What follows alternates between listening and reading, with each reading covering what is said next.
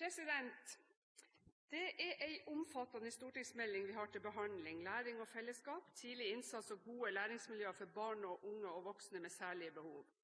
Etter min mening er meldingen den viktigste på svært lenge av to grunner. For det første fordi meldingen grunnleggende handler om hvordan norsk skole kan settes bedre i stand til å utfylle sitt opplæringsmandat og bidra til sosial utjevning, også i møte med elever som krever særskilt oppmerksomhet og tilrettelegging. For det andre fordi det knytter seg store utfordringer til den raske økningen i spesialundervisning. Og spørsmålet er, kan vi utnytte de betydelige ressursene som bindes til spesialundervisning på en klokere måte, og med annen organisering oppnå et minst like godt læringsresultat.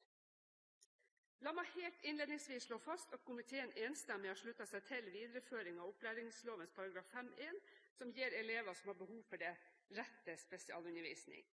Dette gjør komiteen i den erkjennelse at skolen har klare utfordringer når det gjelder tilpasset opplæring.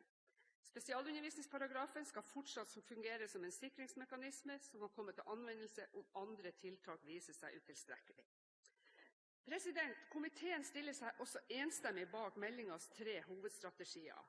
Fange opp og følge opp, satse på målrettet kompetanse for å få et styrket læringsutbytte, og samarbeid og samordning med bedre gjennomføring som siktemål. Strategiene tydeliggjør hvilke utfordringer utdanningssystemet står overfor, og de veivalg som er nødvendige for å kunne møte mangfoldet av barn, unge og voksne som trenger spesiell hjelp og støtte i sin læring og utvikling. Som saksordfører har jeg lagt vekt på å ikke forstørre uenighet, og så langt det er mulig å samle komiteen bak politikk det faktisk er enighet om.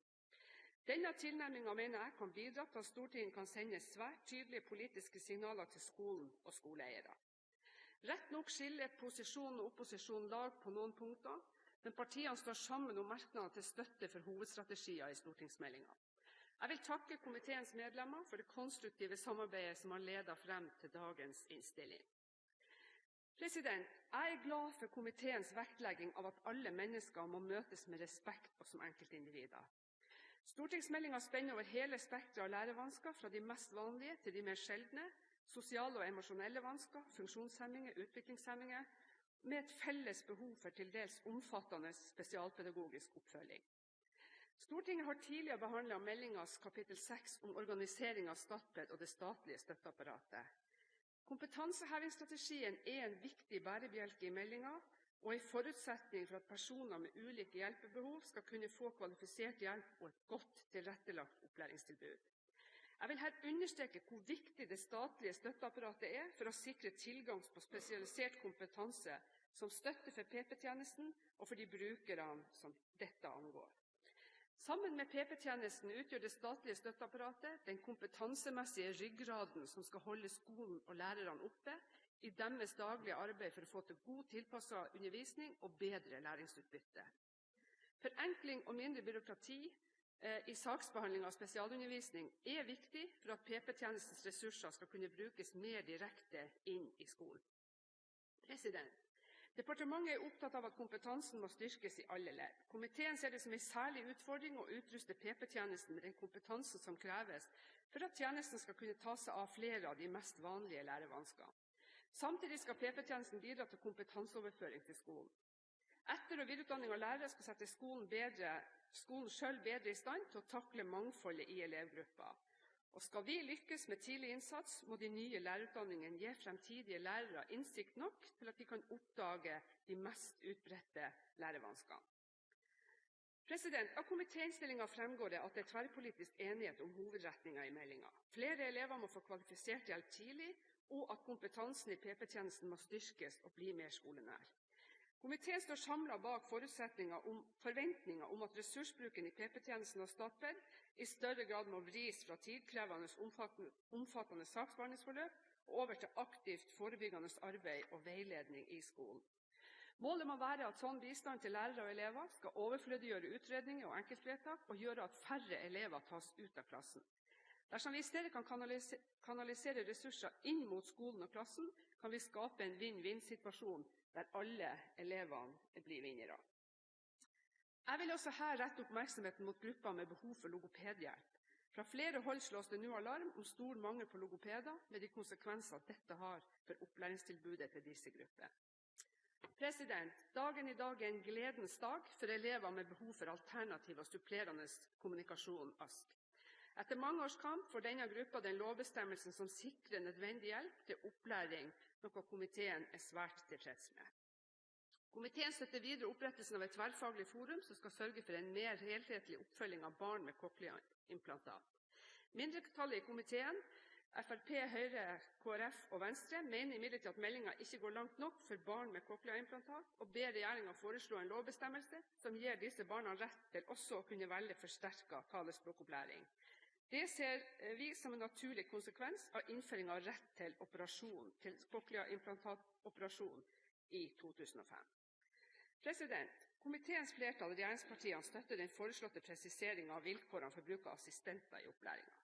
Opposisjonen understreker skolens behov for andre yrkesgrupper og mener sekkebetegnelsen assistenter kan oppfattes som en nedvurdering av annet høyt utdannet personell med kompetanse som skolen trenger, og som kan avlaste lærerne.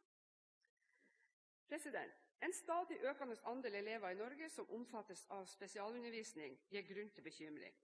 Ekstra tankevekkende er det at mange ikke får hjelp før svært sent i skoleløpet. En nøkkeltallsrapport 2011 fra KS viser at andelen elever som mottar spesialundervisning, har økt fra 5,9% i 2006 til 8,2% i 2010. Sagt på en annen måte, de siste 4 årene har andelen spesialundervisningselever økt med 39%. I samme periode har andelen timer til spesialundervisning av total andel lærertimer økt med 20%. Rapporten viser også stor variasjon mellom kommuner i andelen elever som mottar spesialundervisning. Regjeringen har et samlet storting bak seg når strategiene i stortingsmeldingen har som ambisjon å snu denne utviklingen. Komiteen støtter at flere elever må få nødvendig tilpasset opplæring innenfor rammen av klassen, og uten å måtte gå veien om utredning og enkeltvedtak. Hvis vi skjeler til Finland, ser vi et mønster med sterk vektlegging av tidlig innsats og spesialundervisning de første årene. Andelen elever som får spesialundervisning, er høyest i 1. klasse og lavest i 10. klasse. I Norge er situasjonen den stikk motsatte, og forskere snakker om spesialundervisningskarrierer, der elevene ikke får god nok hjelp til å kunne legge problemer bak seg. Et annet faktum er at gutter i Norge er sterkt overrepresentert blant elever som mottar spesialundervisning. Det krever særskilt forskningsmessig oppmerksomhet. En samlet opposisjon foreslår nå å igangsette forsøk i et utvalg kommuner der lærere og skoleleder delegeres myndighet til i samråd med PP-tjenesten å ta beslutning om spesialpedagogiske tiltak rettet mot enkeltelever. Hensikten er å vinne erfaring med en sånn forenklet saksbehandling, og hvordan dette kan frigjøre tid hos PP-tjenesten, sånn at deres kompetanse kan gjøres mer tilgjengelig og komme skolene mer direkte til gode. Internasjonale undersøkelser har gitt oss ny kunnskap om norske elevprestasjoner. Komiteen mener foruroligende mange elever har problemer med å tilegne seg gode nok grunnleggende ferdigheter tidlig i skoleløpet, og ser en sammenheng mellom lærevansker, svake prestasjoner i grunnskolen og frafall i videregående opplæring. Komiteen mener på denne bakgrunn at tidlig innsats må tillegges enda større vekt. Mange barn og unge sliter med leseproblemer. Som grunnleggende ferdighet fungerer lesing som døråpner til de fleste andre fag. Her er det verdt å merke seg forskning som viser at det for elever med lærevansker kan være helt avgjørende for å overvinne problemer og knekke lesekoden, og da må hjelpen settes inn så tidlig som mulig. Departementet foreslår i meldingen å flytte bestemmelsene fra opplæringsloven til barnehageloven, og får støtte fra regjeringspartiene. En samlet opposisjon går imot en sånn flytting, og mener det ryddigste vil være å beholde bestemmelsene i opplæringsloven, som omfatter alle barn, også de som ikke går i barnehage. Komiteen er dessuten delt i synet på hvordan den tidlige språkkartleggingen skal skje.